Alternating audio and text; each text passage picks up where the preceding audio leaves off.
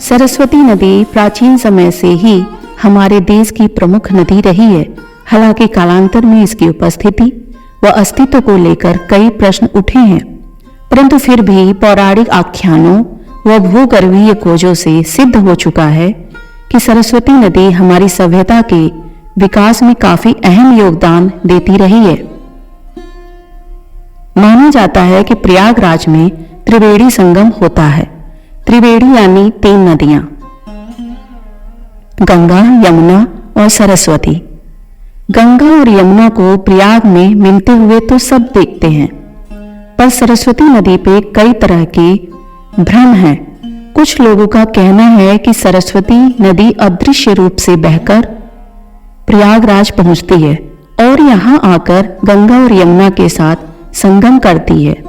वहीं कुछ लोगों का यह भी कहना है कि सरस्वती नदी का कोई अस्तित्व वजूद में नहीं है और यह केवल एक मिथकीय धारणा ही है। यह शोध का विषय है कि क्या सचमुच सरस्वती कभी प्रयाग पहुंचकर गंगा या यमुना में मिली? अगर नहीं तो यह त्रिवेणी संगम कैसे हुआ?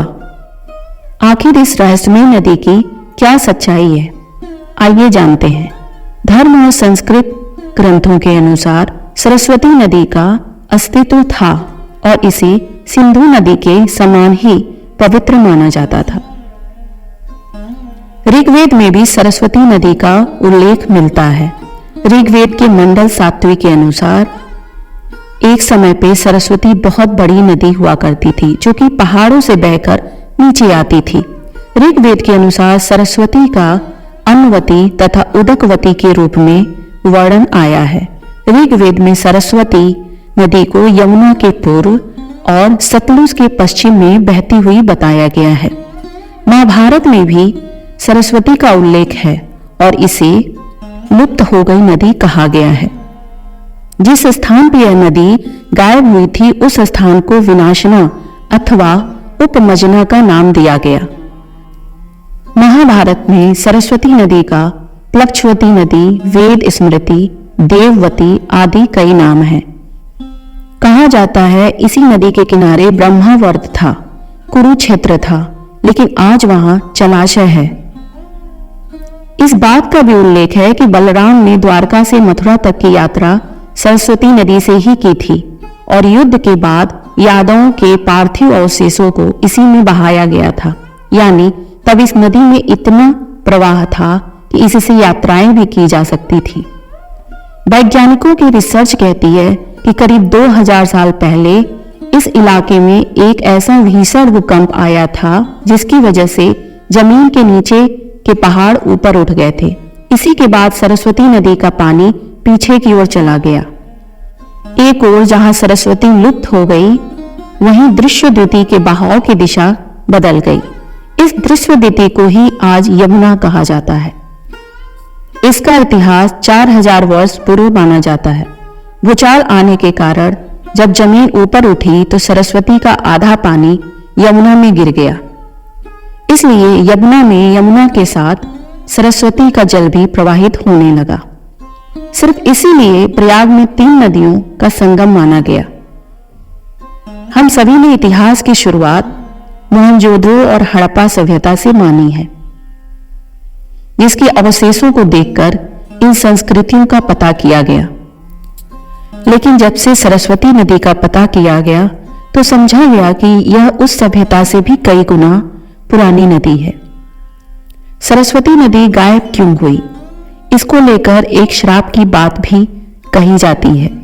कहते हैं कि सरस्वती नदी को वेदव्यास जी ने एक श्राप दिया था। उसकी वजह यह थी कि वेदव्यास जब महाभारत की रचना कर रहे थे तो सरस्वती नदी के शोर से उन्हें खलल पड़ रहा था।